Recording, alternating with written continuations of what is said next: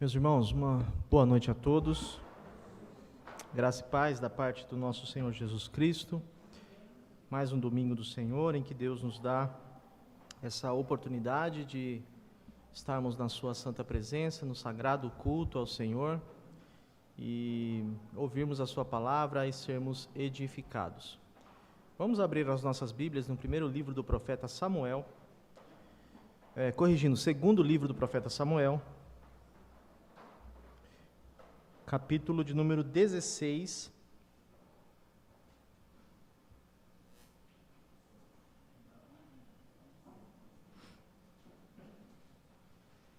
Segundo livro do profeta Samuel, capítulo 16, a partir do verso de número 5.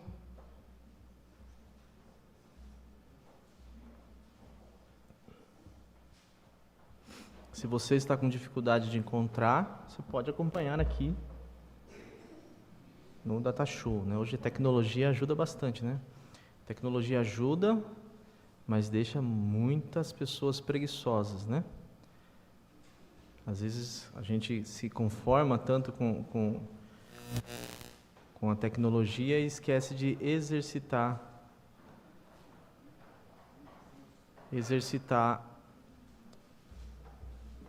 manusear a Bíblia, né? Manuseio das Escrituras. Diz assim o texto: E chegando o rei Davi a Baurim, eis que dali saiu um homem da linhagem da casa de Saul, cujo nome era Simei, filho de Gera, e saindo ia amaldiçoando. E atirava pedras contra Davi e contra todos os servos do rei Davi, ainda que todo o povo e todos os valentes iam à sua direita e à sua esquerda. E amaldiçoando Simei, assim dizia: Sai, sai, homem de sangue, e homem de Belial. O Senhor te deu agora a paga de todo o sangue da casa de Saul, em cujo lugar tens reinado. Já deu o Senhor o reino na mão de Absalão, teu filho, e eis-te agora na tua desgraça, porque és um homem de sangue. Então disse Abissai, filho de Zeruia, ao rei: Por que amaldiçoaria este cão morto ao rei meu senhor? Deixe-me passar e lhe tirarei a cabeça. Disse, porém, o rei: Que tenho convosco, filhos de Zeruia? Ora, deixai-o amaldiçoar, pois o Senhor lhe disse: Amaldiçoa Davi. Quem, pois, diria, porque assim fizeste? Disse mais Davi a Abissai e a todos os seus servos: Eis que meu filho, que saiu das minhas entranhas, procura a minha morte. Quanto mais ainda esse benjamita? Deixai-o que amaldiçoe, porque o Senhor lhe disse. Porventura, o Senhor olhará para a minha miséria, e o Senhor me pagará com bem a maldição deste dia. Senhor, nós te louvamos mais uma vez pela leitura da sua palavra. Apenas a leitura dela já edifica os nossos corações. Mas nós vamos aqui, nesse breve momento, estudar um pouco do que está registrado aqui. Que o Senhor nos ajude, nos ensine, pois o Senhor é o nosso pastor, é o nosso mestre. Tenha misericórdia de mim, que eu possa ser fiel ao texto, e aos ouvintes que possam ouvir com atenção, porque não é a palavra de homem, mas é a palavra de Deus. Fica conosco, Senhor, nesse momento, em nome de Jesus. Amém. Irmãos, na construção de qualquer narrativa, seja ela um filme, ou um livro, ou até mesmo em um conto, o que torna uma história ou uma narrativa interessante são os conflitos. Quando as pessoas assistem novelas ou filmes, o que deixa as coisas mais interessantes é quando aparece um conflito, uma trama maligna no meio da história. Algo que contrapõe o propósito ou ideal do herói e do personagem principal. Muitas vezes essa oposição ou esse conflito, ele é representado pela figura do antagonista, ou um anti-herói, alguém que aparece na narrativa para confrontar o personagem principal, o protagonista da história. E são esses conflitos que tornam qualquer história atrativa. Na vida, ou no nosso enredo, na história da redenção, no nosso relacionamento com Deus, nós também temos que lidar com esses conflitos, com essas oposições. Na verdade, na Bíblia Sagrada, nós podemos já antecipar aqui, nós temos 3 opositores que são declarados contra a igreja do Senhor: o pecado, o mundo e o diabo. Eu sei que ninguém gosta de lidar com essas 3 figuras, mas de certa maneira, pensando na macro história, são esses antagonistas que tornam a história da redenção interessante. Essa passagem que nós lemos aqui mostra Davi fugindo de um conflito que ele havia experimentado com o levante do seu filho Absalão contra o seu reinado. Ele está fugindo aqui da revolta do seu filho com o seu filho Absalão, e ele teve que lidar aqui também com um opositor, representado aqui nesse texto, dentre vários que ele teve que lidar, por um personagem, um homem chamado Simei. E é sobre isso que eu gostaria de falar com os irmãos aqui esta noite, sobre a realidade ou a presença da oposição na nossa vida com Deus. Se nós somos de fato servos de Deus, nós temos que estar preparados para lidar com a oposição. E esse texto vai nos ensinar aqui pelo menos 3 lições de como nós devemos lidar com a oposição. A primeira lição que nós aprendemos nessa passagem aqui é que a oposição na vida com Deus, ela é uma realidade. Isto é, não há como nós escaparmos desses conflitos ou de lidarmos com esses inimigos, com esses opositores na vida cristã. Na verdade, há vários avisos na Escritura que, para aqueles que são filhos de Deus, eles devem estar preparados para enfrentar essa oposição. Nós vemos isso na narrativa de bastante bem clara, não sei se os irmãos se atentaram na leitura do texto, mas aparecem aqui, pelo menos, 7 vezes a palavra amaldiçoar. Se os irmãos me perguntassem do que esse texto está falando propriamente dito, apenas as repetições da palavra, que é uma maneira hebraica de dar ênfase para chamar a atenção do leitor, o autor aqui, provavelmente o profeta Samuel, ele registra aqui que Simei, ele estava intensamente amaldiçoando Davi. Percebam que aparece pelo menos 7 vezes aqui a palavra, no seu sentido hebraico, literalmente ela significa difamar, xingar, dizer palavras de baixo calão, palavras duras em direção a alguém. E a palavra amaldiçoar aqui no texto hebraico, ela está em uma qualidade verbal que tanto o texto hebraico quanto o texto grego, eles não se preocupam muito com o tempo da ação, o tempo do verbo. Eles se preocupam mais com a qualidade do verbo, com a intensidade em que esse verbo é praticado. E quando Simei amaldiçoava Davi, o texto diz aqui, pelo menos a raiz no hebraico, a palavra no hebraico, está numa qualidade verbal que indica muita ênfase. Parece que Simei estava com muita raiva de Davi.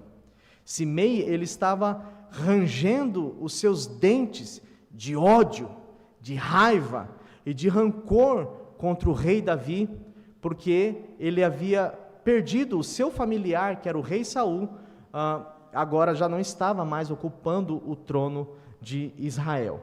Então percebam que se nós fôssemos traduzir aqui no português de maneira mais clara, nós poderíamos traduzir aqui mais ou menos assim: e Simei amaldiçoou muito a Davi. Ele amaldiçoou com intensidade. 7 vezes no texto, imagina na vida real, quantas vezes ele deve ter proferido palavras duras contra Davi, palavras difíceis de aceitar. E na vida com Deus, irmãos, nós temos que aprender a lidar com a oposição. A oposição, ela faz parte da vida com Deus. Na verdade, eu poderia dizer para os irmãos que a oposição, ela é uma evidência. Eu vou repetir. A oposição, ela é uma evidência de que o Espírito de Deus está habitando entre nós, ou habitando em nós. O apóstolo Paulo diz, são palavras que ninguém gosta de ouvir, mas está registrado na Escritura, que todos aqueles que querem servir a Jesus piedosamente ou piamente, eles padecerão perseguições. Eles terão que lidar com a oposição. Em João, capítulo 15, verso 18 e 19, os irmãos não precisam ler, Jesus diz o seguinte: se o mundo vos odeia, sabei primeiro que a vós, ele me odiou a mim. Se vós fosseis do mundo, o mundo amaria o que era seu, mas porque vocês não são do mundo, antes eu vos escolhi do mundo, por isso é que o mundo vos odeia.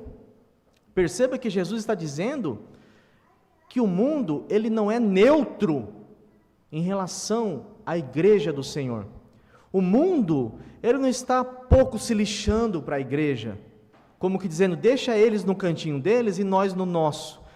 Jesus disse, Jesus não mente, que o mundo, ele nos odeia. O ódio do mundo é manifesto em perseguições diretas e perseguições indiretas, em sofrimentos, às vezes físico, e às vezes perseguição ideológica ou de cosmovisão. Em João capítulo 16, verso 33, um texto muito conhecido, Jesus diz assim, no mundo vocês terão aflições. Um texto conhecido dos irmãos, que às vezes a gente esquece dele, né? No mundo vocês terão aflições, contudo, tenham ânimo, eu venci o mundo. C.S. Lewis, um escritor renomado, muito famoso, ele diz o seguinte, se você não encontrou oposição de Satanás recentemente, provavelmente você está andando no mesmo caminho e na mesma direção que ele. Veja que são palavras sérias aqui. Se o mundo não está odiando você, se o diabo não está perseguindo você, querendo inclusive a sua morte, provavelmente você está andando na mesma direção que ele, sem ao menos ter ideia disso. Outra coisa que esse texto nos ensina, além da realidade e que a oposição faz parte da vida com Deus, é que a oposição, ela não faz com que apenas nós soframos. A oposição contra a igreja ou contra o povo de Deus, muitas vezes ela se revela de maneira corporativa. Ela se revela contra a comunidade, não apenas contra um indivíduo. Se os irmãos observarem na passagem, enquanto Simei ia amaldiçoando muito Davi, xingando Davi, proferindo palavras duras contra Davi, ele também atacava pedras. Ele apedrejava Davi. Só que o rei Davi, ele estava cercado pelos seus súditos. Não somente soldados e a sua cavalaria, mas o próprio povo que reconhecia Davi como rei. E o texto diz que essas pedradas atingiam também as pessoas que estavam ao redor de Davi. Você percebe isso? Que muitas vezes, irmãos, nós precisamos entender, e o que torna, na verdade, a oposição ainda mais difícil, é que sofrer pela causa do Evangelho vai também fazer com que pessoas que você ame sejam apedrejadas. Percebe isso? Não, você não vai sofrer sozinho. O sofrimento por causa do Evangelho vai trazer também sofrimento para a comunidade, para todo o povo de Deus.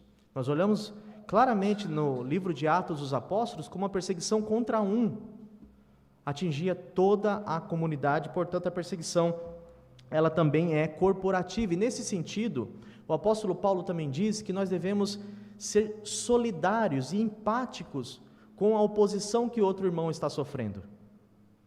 Na comunidade, na igreja, não existe vida cristã isolada, como que dizendo, fulano está sofrendo, mas isso é problema dele. Se estão apedrejando ele, é problema dele. Isso não existe na comunidade. A oposição, ela tem uma natureza corporativa. O apóstolo Paulo diz que nós devemos chorar com os que choram. Enquanto nós estamos aqui, por exemplo, sentados nos bancos, com boa música, um microfone, ouvindo um sermão, existem irmãos que estão morrendo por causa da sua fé, que literalmente estão sendo apedrejados por causa do seu relacionamento com Deus e com a sua fidelidade. E essas pedras, no sentido metafórico, em algum sentido também deve doer em nós, também deve, em algum sentido, nos atingir. O apóstolo Paulo diz em 2 Coríntios capítulo 11, verso 29, quem enfraquece, que eu também não enfraqueça. Quem se escandaliza, que eu também não me inflame. Ele está dizendo, quem é que sofre na igreja que eu também não sofra? Quem é que está sendo perseguido na igreja que de alguma maneira isso também não doa em mim? Isso também de alguma maneira não me incomode? E cá entre nós, irmãos, abrindo um parênteses aqui, fazendo uma aplicação, existe, e Satanás tem implantado isso no meio do povo de Deus, uma tendência de querer colocar na cabeça dos crentes que o cristianismo se vive de maneira isolada, solitária. Como que eu estou pouco me lixando porque os outros estão sofrendo. Mas o sofrimento dentro da igreja deve ter uma natureza corporativa. Nós devemos também sentir as pedradas que são atiradas contra os nossos irmãos. Às vezes, pode haver alguém do seu lado aí, que está sofrendo muito, perseguição, oposição, e você nem faz ideia disso. Então se atente para esse ponto. E também, ainda nesse primeiro aspecto, a oposição, nós aprendemos aqui, ela sempre possui uma causa. Não existe oposição neutra, como eu disse, sempre tem uma razão. A razão aqui é que Simei, ele se sentia traído, porque Davi havia assumido o trono, e ele era um benjamita, como vocês sabem, e Saul também era da tribo de Benjamim. Ele ficou enciumado porque Saul havia assumido o trono. Todo sofrimento, toda perseguição tem uma causa. Obviamente, se atente aqui para o que eu vou dizer. Para o cristão, a causa do nosso sofrimento não devem ser os nossos erros. A causa do sofrimento não devem ser os nossos erros. Irmãos, olhe para o texto. O texto diz que ele amaldiçoou Davi porque Saul havia assumido o trono. Mas os irmãos se lembram, eu vou falar sobre isso já já, que Davi teve muitas oportunidades de matar Saul. Pelo menos 2 oportunidades de matar Saul. Mas ele não matou. Portanto, a perseguição e a maldição que Simei proferia contra ele, apesar de ter uma causa, era uma causa não legítima ou não justificável. Davi não estava sendo apedrejado pelos seus pecados aqui. Apesar de ser um homem pecador, e o próprio Absalão ter se levantado contra ele por causa do seu pecado de adultério, mas a maldição de Simei foi uma maldição injustificada. Isto é, pense, por que é que você está sofrendo? Por que é que estão se opondo contra você no trabalho? É porque você é cristão? Ou é porque você é um mau funcionário? Por que é que estão se opondo contra você na igreja? É porque você é um crente fiel, trabalhador, e isso gera às vezes ciúmes em outras pessoas, como aconteceu com Simei? Ou simplesmente porque você é orgulhoso? Qual é a causa da oposição? Embora Davi não tivesse cometido nenhum assassinato sobre a casa de Saul, e portanto a maldição de Simei não era mais que blasfêmia maliciosa, ele sentiu que ela veio sobre ele por causa dos seus pecados, embora não pelo pecado que lhe foi imputado. Ele, portanto, proibiu que eles matassem o blasfemador e disse que Jeová havia mandado amaldiçoar, considerando a maldição como consequência da ira de Deus que o estava reduzindo. Davi, perceba a humildade de Davi, irmãos. Eu acho isso fascinante. Davi não tinha matado Saul, mas mesmo assim ele diz, é Deus que está mandando essa perseguição, mesmo sabendo que a perseguição era injustificada. Jeremias diz em Lamentações 13:39, de que se queixa, pois, o homem vivente? Se atente para isso, irmãos. De que o homem reclama? Queixe-se cada um dos seus próprios pecados. Há muito sofrimento que nós passamos e é apenas resultado da nossa infidelidade a Deus. A Bíblia diz que o homem colhe aquilo que ele planta. Se nós plantamos vento, nós vamos colher tormenta. Se plantamos espinhos, vamos colher abrolhos. Nós não vamos colher outro tipo de fruto. Se nós somos desobedientes a Deus, nós vamos também causar muito sofrimento para a nossa vida. Portanto, o sofrimento deve ser injustificável e não justificável na vida do cristão. Abra sua Bíblia em 1 Pedro, ou aqui, alguém coloque aqui, amor, coloque aqui para mim, 1 Pedro capítulo 4, verso 12 ao 16. Veja que Pedro diz, e eu vou explicar essa passagem para os irmãos. Primeira epístola do apóstolo Pedro, capítulo 4, verso 12 ao verso 16, diz o seguinte: Amados, não estranheis o fogo ardente que surge no meio de vós, destinando a provar-vos como se alguma coisa extraordinária tivesse acontecendo. Ele está dizendo, por que vocês estão estranhando o sofrimento? Como se alguma coisa, fosse estranho isso, alguém amaldiçoar vocês, alguém perseguir vocês, alguém caluniar vocês, isso não é estranho.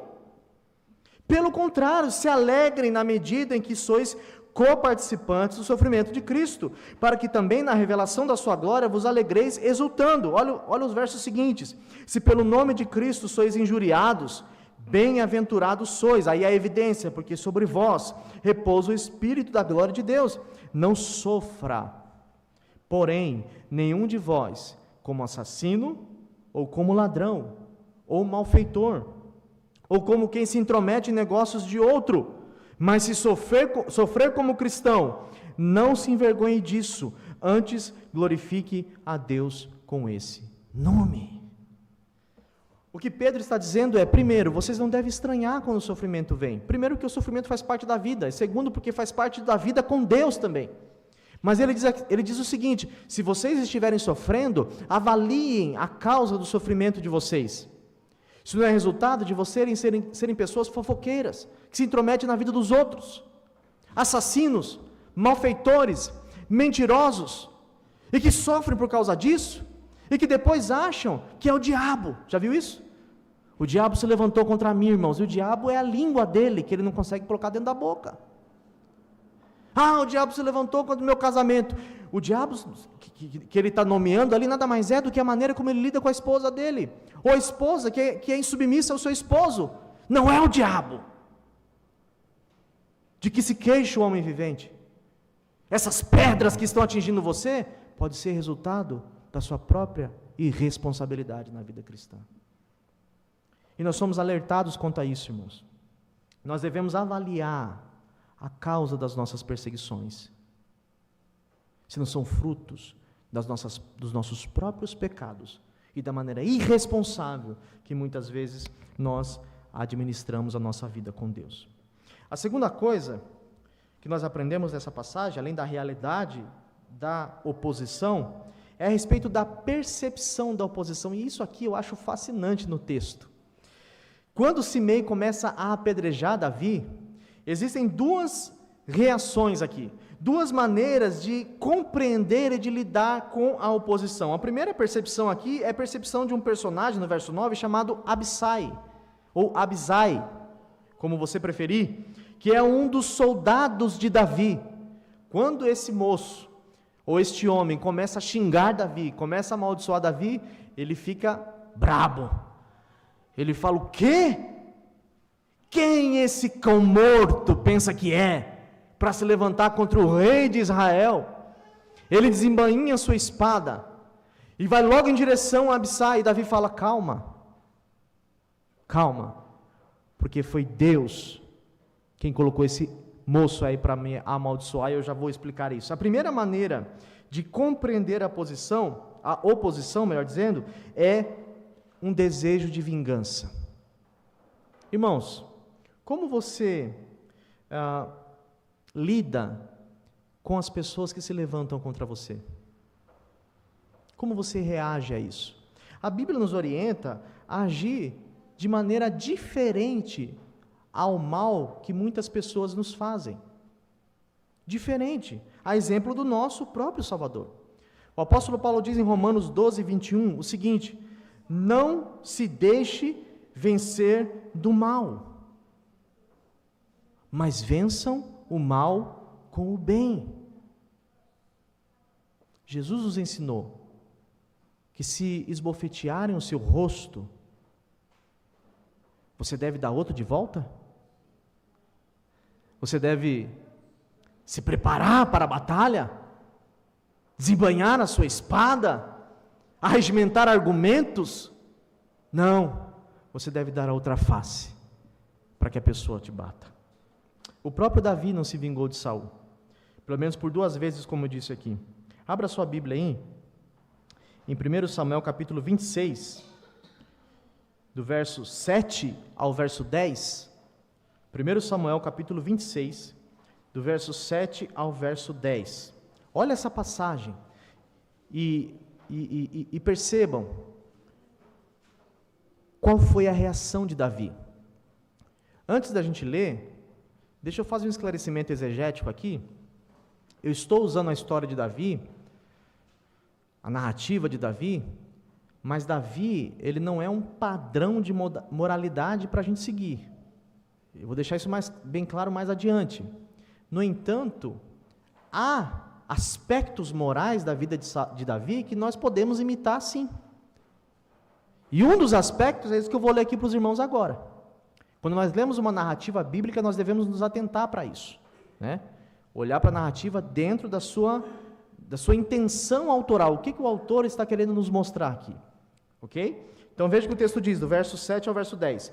Vieram, pois, Davi e Abissai de noite ao povo, e eis que Saul estava deitado, dormindo no acampamento, e a sua lança fincada à terra na sua cabeceira. Abner e o povo estavam deitados ao redor dele. Então disse Abissai a Davi: Deus é agora, Davi.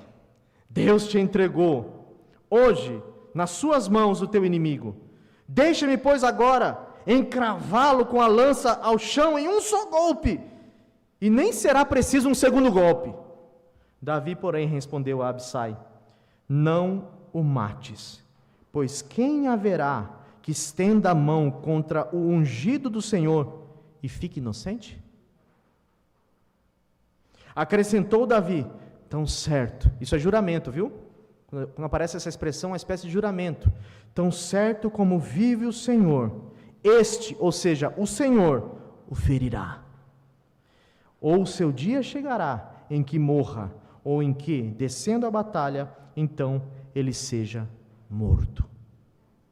Davi estava com o seu adversário, o seu opositor, preparado, quase que numa bandeja para ele. É a hora de você se vingar. Chegou aquele momento. Você já teve oportunidades assim? Já? Alguém te fez mal, articulou calúnias, mentiras, arquitetaram contra você no trabalho, na igreja, enfim, nos seus relacionamentos. Aí chega a oportunidade, é agora. Saul está lá dormindo, a lança está do lado dele, é só pegar e dar um golpe. Como você reagiu? Vingança? Recentemente, eu assisti um filme, e recomendo, do lendário John Wick. Não sei se vocês assistiram, John Wick 4. Maravilhoso o filme, cheio de mentira, mas é muito bom. O homem mata todo mundo, é impressionante, ninguém encosta nele, mas enfim. E ele fica preso numa trama muito ferrenha. Ele fica escravo das gangues, porque ele fere algumas leis das gangues em que ele estava envolvido, e ele então é jurado de morte. E para que ele seja livre, ele precisa matar um monte de gente.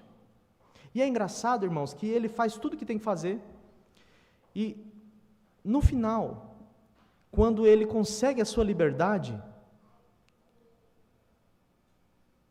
e ele consegue saciar o desejo de vingança, ele percebe que aquilo não adiantou de nada.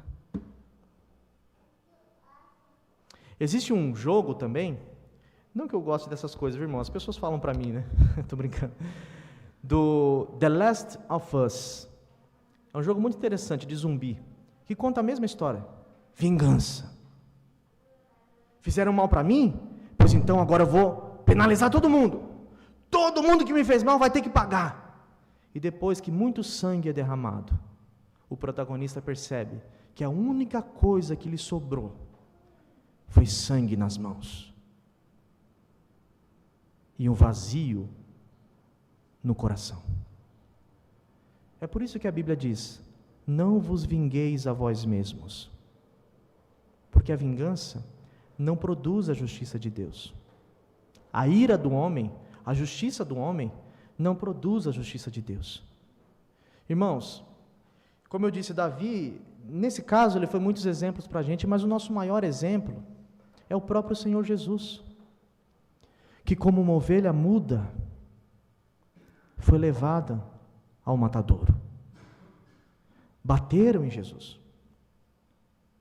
caluniaram Jesus, mentiram a respeito dele, pagaram pessoas para gritarem no meio da multidão: crucifica, crucifica, crucifica, para que preferissem ele sendo crucificado no madeiro de maneira injusta, do que Barrabás, que merecia justamente a punição.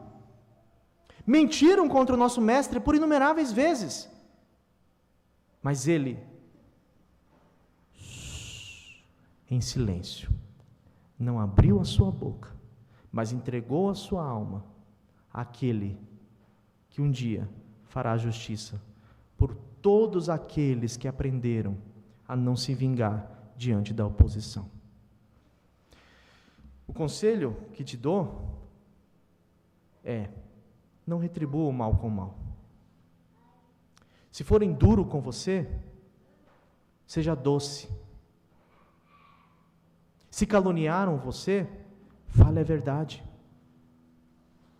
Se apedrejarem você, abrace. Porque o bem, de acordo com as Escrituras, sempre triunfa sobre as trevas e sobre o mal. A segunda percepção que nós aprendemos aqui é a percepção de Davi.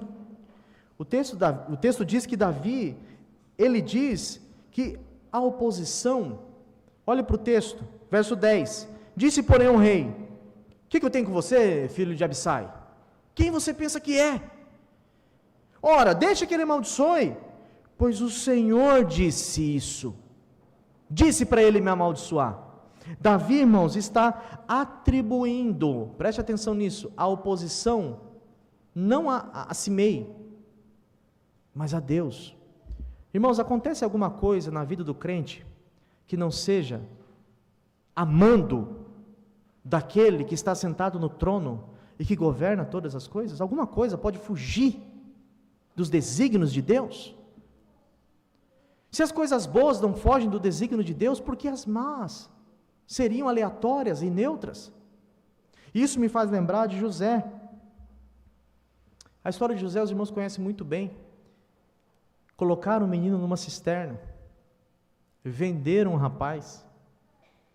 Ele, na casa de Potifar, foi caluniado pela esposa de Potifar. Ele foi obediente a Deus. A Bíblia diz que o Senhor era com ele. Ele disse que não queria pecar contra Deus, mesmo de maneira interessante, mesmo sem a lei de Moisés. Moisés nem havia nascido ainda, e ele já sabia o que era adultério. Fiel a Deus. E a moça caluniou ele, dizendo que ele havia tentado violentá-la. Foi parar numa prisão, passou anos num lugar fétido, frio, talvez com insetos peçonhentos, teve doenças. E depois que Deus reverteu a história dele, ele teve, irmãos, os seus irmãos agora todos diante dele. O que você faria?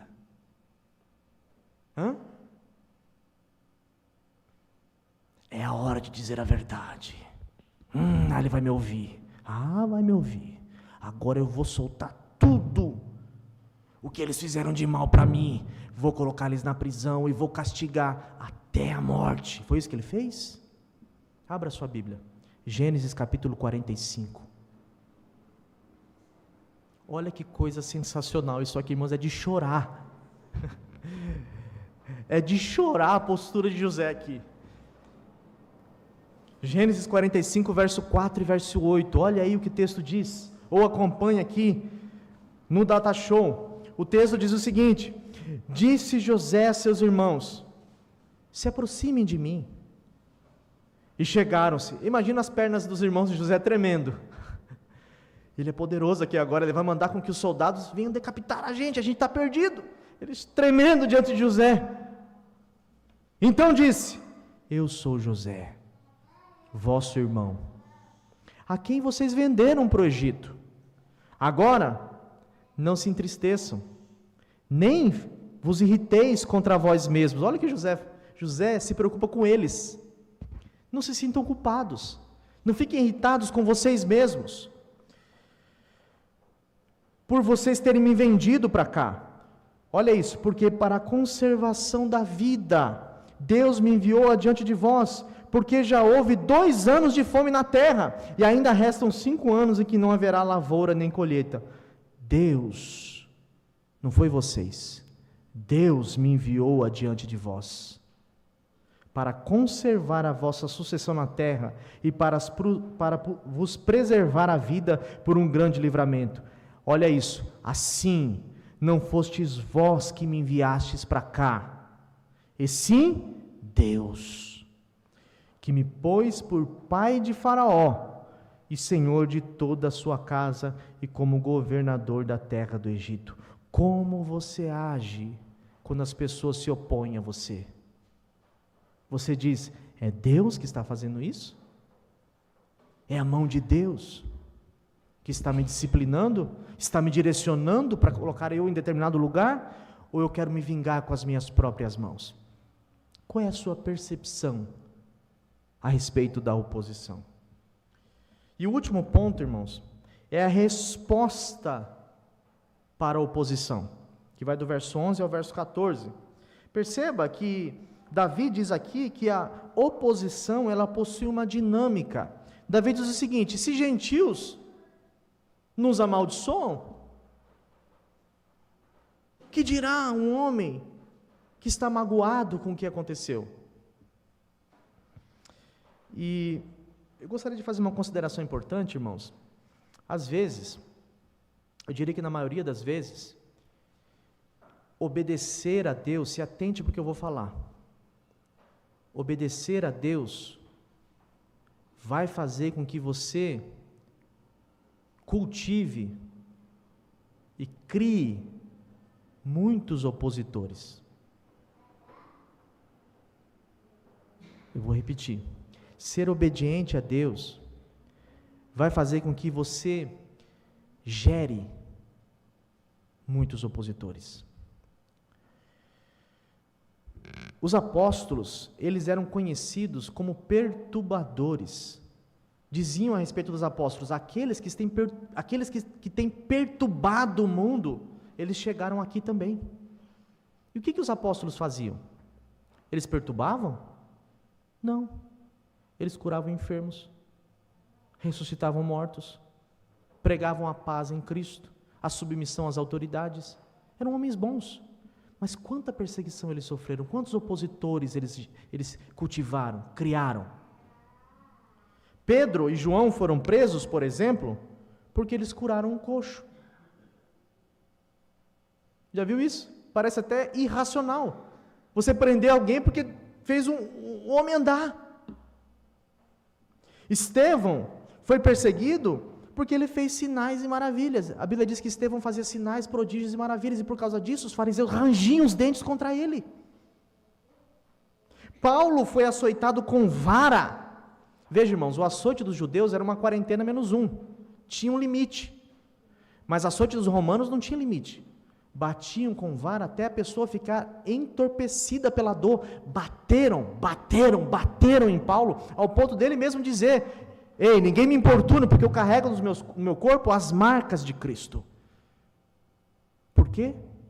Porque ele expulsou o demônio de uma moça que dava dinheiro para homens maus que usavam o demônio dela para as adivinhações. Por causa disso, houve um alvoroço na cidade, bateram em Paulo e Silas e prenderam eles no madeiro, num lugar frio, num poço, porque expulsou o demônio de uma moça.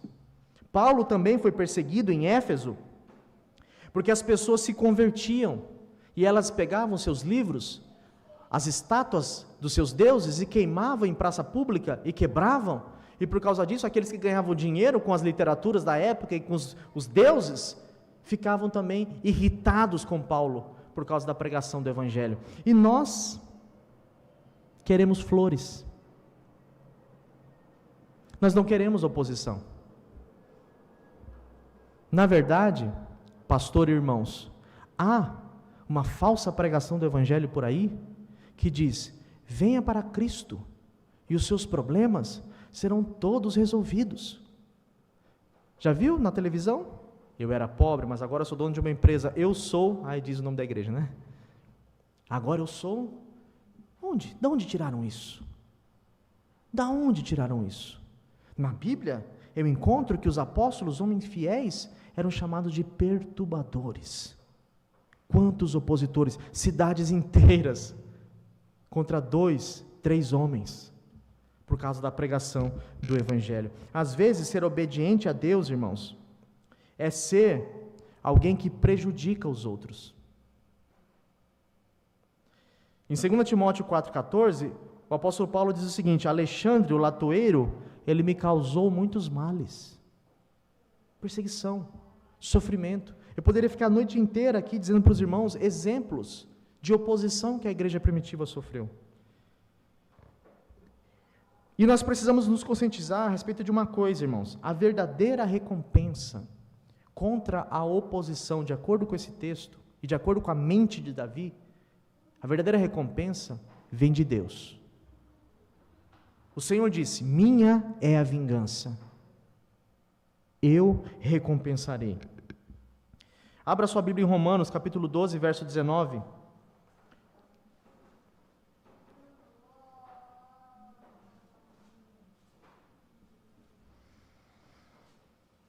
Ache Romanos, capítulo 12, verso 19, veja o que o texto diz: amados, jamais procurai vingar-vos a vós mesmos, mas entregai a ira de Deus, pois está escrito: minha é a vingança, e eu recompensarei. No verso 12 de 2 Samuel capítulo 16, Davi diz exatamente isso: o Senhor olhará para a minha miséria, e o Senhor me pagará com bem a sua maldição nesse dia. Davi está dizendo: Deus vai transformar o mal que esse mês está me dizendo em bem. A retribuição vem de Deus. É Deus que vai fazer aquilo que Ele acha ser certo, e a vingança, portanto, não está nas minhas mãos. Eu sei que isso parece estranho, irmãos, nós desejarmos isso, né? Que o Senhor seja o nosso vingador, mas é exatamente o que está escrito em Apocalipse 6, verso 9 e 10, que quando os selos foram abertos, João viu debaixo do altar algumas almas dos mortos que haviam sido mortos, das pessoas que haviam sido mortas por causa da palavra de Deus e pelo testemunho que elas deram. E essas pessoas, elas clamavam em grande voz, dizendo: até quando, ó Deus, o Senhor que é o dominador de todas as coisas, que julgas e vingas todas as coisas, quando o Senhor vai julgar e vingar o nosso sangue, porque nos fizeram mal na terra? Quando, Deus, o Senhor se levantará do seu poderoso trono e vai se vingar da maldade que fizeram contra nós? Irmãos, um dia, toda a oposição do povo de Deus, se você não se vingar agora, será recompensada. A Bíblia diz que Deus enxugará dos nossos olhos toda lágrima, tudo aquilo de mal, as pragas, as misérias, as palavras duras, as oposições, calúnias, artimanhas, estratégias do diabo e tudo que fizeram contra você, e você ficou em silêncio, esperando em Deus. Um dia será recompensado. Espere no Senhor.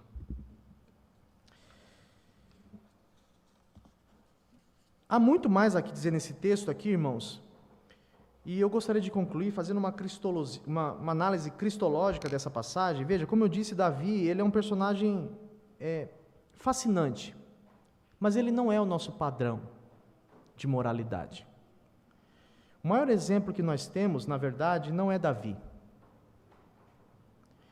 O rei Davi, ele apenas estava apontando para um rei perfeito. E se atente para isso, que sofreria oposição por causa da sua obediência e da sua justiça. Que rei é esse? Veja que o autor aos Hebreus diz, no capítulo 12, abra sua Bíblia, Hebreus capítulo 12, verso 3. Hebreus capítulo 12, verso 3.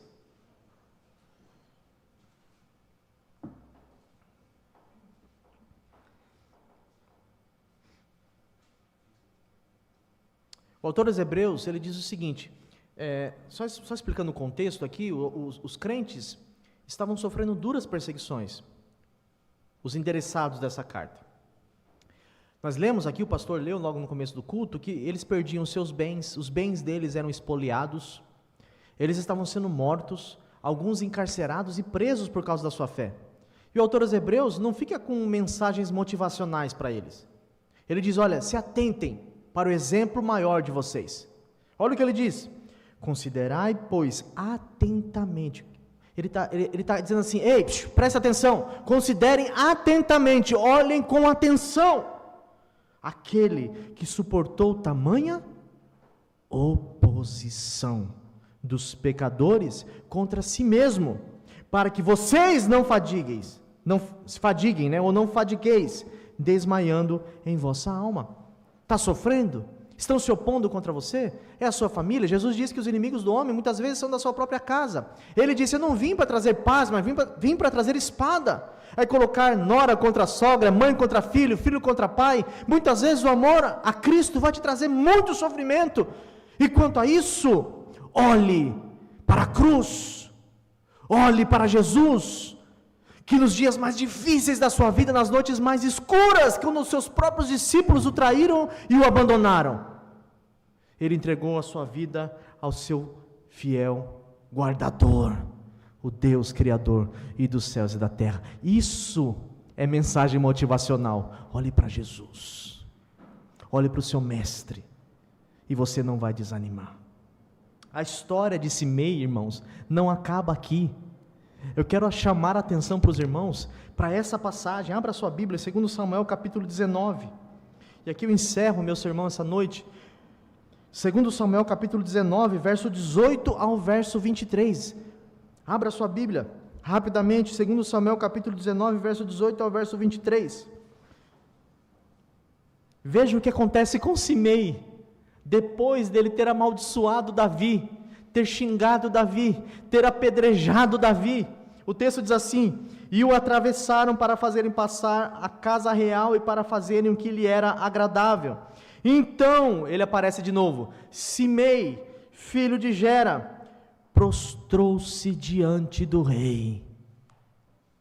Quando esse ia passar o Jordão, ele disse, não me imputes, Senhor, a minha culpa, e não te lembres do que tão perversamente fez o teu servo, no dia em que o rei, meu senhor, saiu de Jerusalém.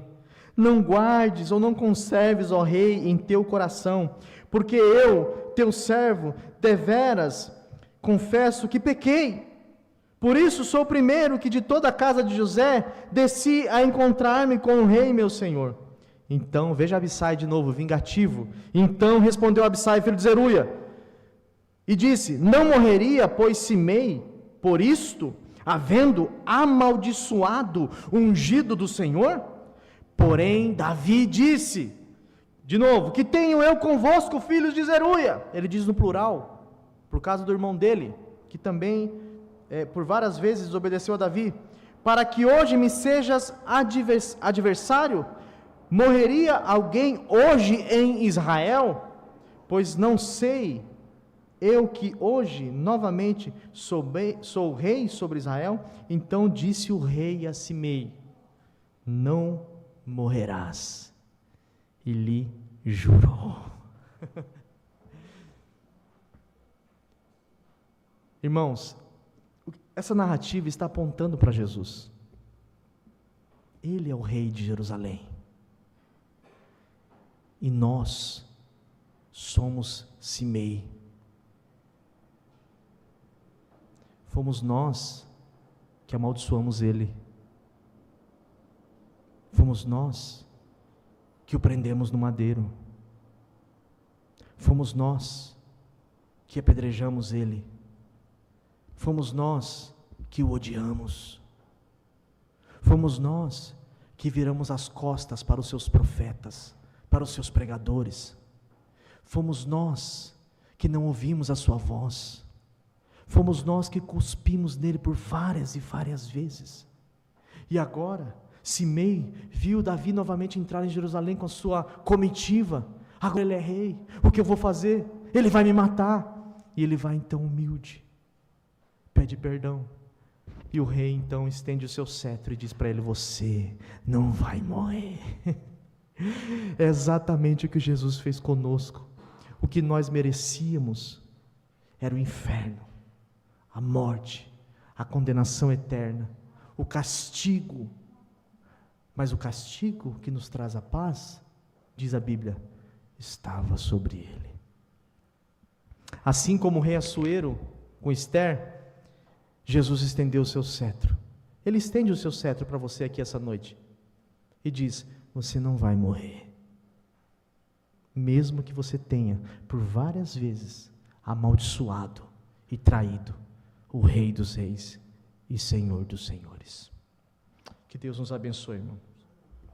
Essa história não é uma história sobre nós, não é nem uma história sobre Davi, é uma história sobre o Rei dos Reis.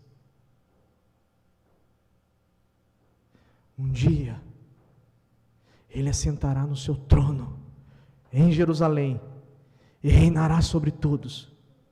E o apóstolo Paulo diz, que todo joelho se dobrará, e toda língua confessará, que Ele é Rei sobre todos e sobre todos. Amém. Que Deus nos abençoe em nome de Jesus.